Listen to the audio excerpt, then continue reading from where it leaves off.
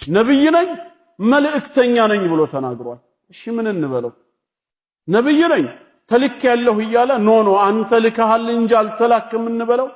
የቱጋ ካሉን ዮሐንስ ወንጌል 17:3 ላይ በዮሐንስ ወንጌል ምዕራፍ 17 ቁጥር 3 ላይ ኢየሱስ ምን ይላል?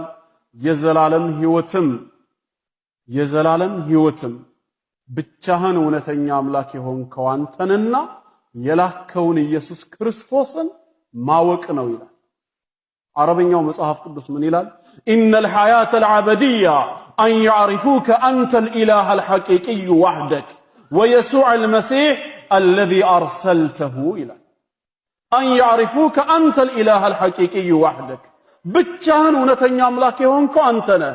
ويسوع المسيح ኢየሱስ ክርስቶስ ደግሞ الذي أرسلته ያ የላከው መሆኑን ማወቅ ነው። لا إله إلا الله عيسى رسول الله ማለት ነው። ታዲያ ይሄ የማ ምስክርነት ነው? የኛ አይደለም እንዴ? አንልም? قولوا معي لا إله إلا الله عيسى رسول الله اللهم اكتب لنا የዘላለም ሕይወት ነው ከተባለ ይሄው መስክረናል።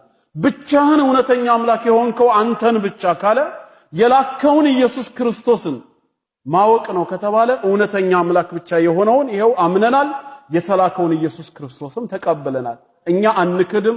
እነሱ በነብያችን ሰለላሁ ዐለይሂ ወሰለም ነብዩ መሐመድን ስላላመኑ እኛ በኢሳ የምንክድበት ምንም ምክንያት አይኖረንም።